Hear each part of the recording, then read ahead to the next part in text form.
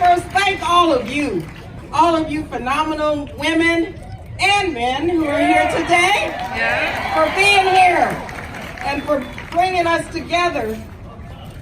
BWAPA, the Martin Luther King Freedom Center, all of our organizations, I just have to say to you, Lenise, everyone, this is a beautiful and powerful gathering because of all of you who came out to speak truth to power. Thank you so much.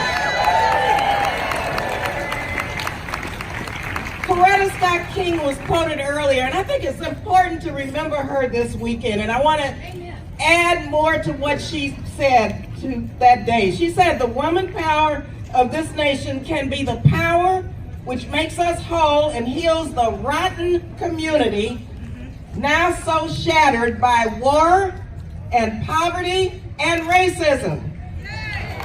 Coretta said that, and she went on to say, I have great faith in the power of women who will dedicate themselves wholeheartedly to the task of remaking our society. That's what you are doing, remaking our society.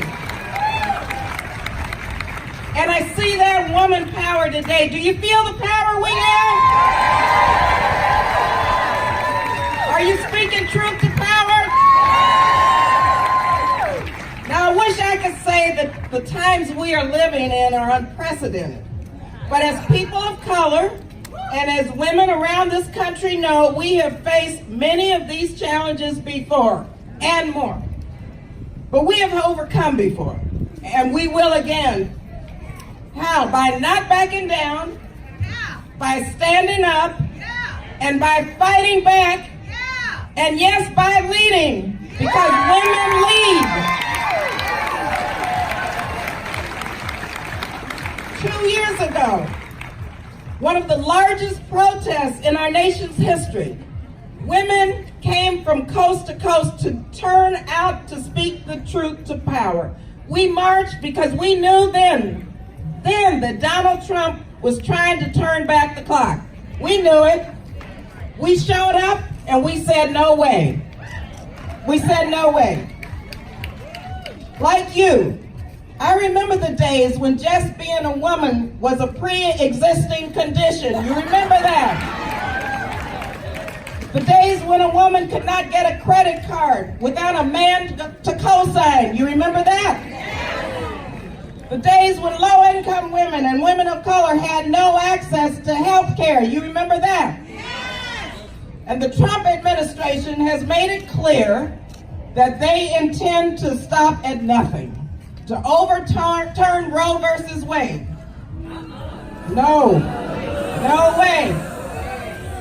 To demonize refugees and immigrants seeking a better life and fleeing violence. We're not going to let them do that, are we? They're trying to roll back environmental, LGBTQ, and workers' rights. We're not going to let them do that, are we? Women aren't going to let that happen. It's the energy and the determination and the bravery of all of you and of women who will save the soul of America. You're going to do this. This past November, yes, we elected a historic number of women to the United States Congress. Historic number.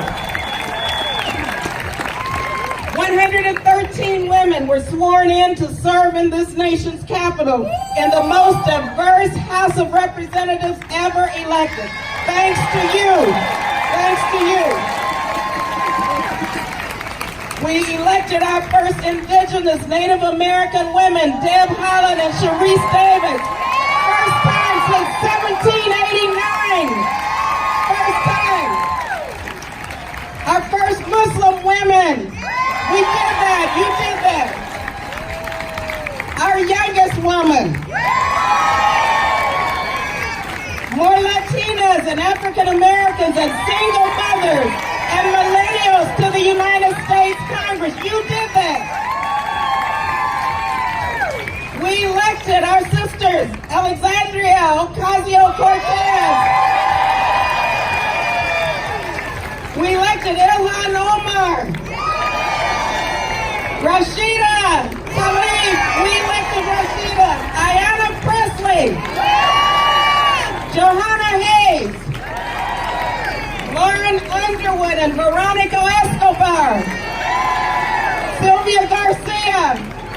I'm calling their names because I want you to remember their names. And we elected many more women of color who are already shaking things up. Already. Say, look out, Donald Trump, the squad has arrived. Our Asian Pacific American Caucus is chaired by a brilliant woman, Judy Chu, who leads the House on so many important issues for us. Yes, women across this country, we know all too well what's at stake. If we don't show up, it's our reproductive rights on the chopping block.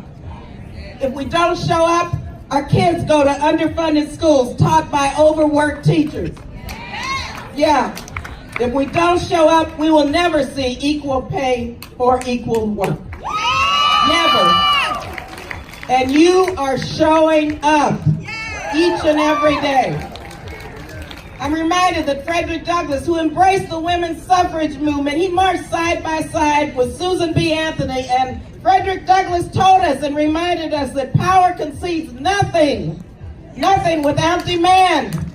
Without demand.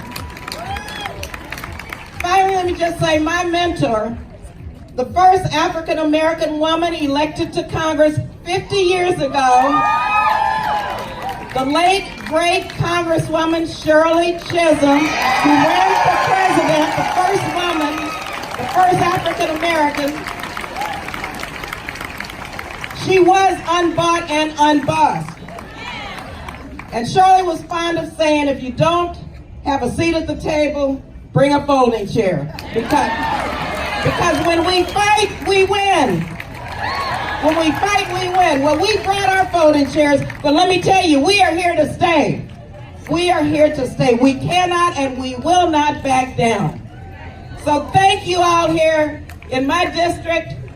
I want to say thank you for staying woke constantly on each and every issue that we have to deal with each and every day to save the soul of this country. So let me now introduce and bring forward my friend who is a stalwart warrior woman in this fight, who truly lives the meaning of Tikkun Olam, healing the world.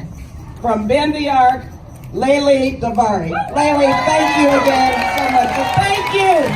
Stay woke. Stay vigilant.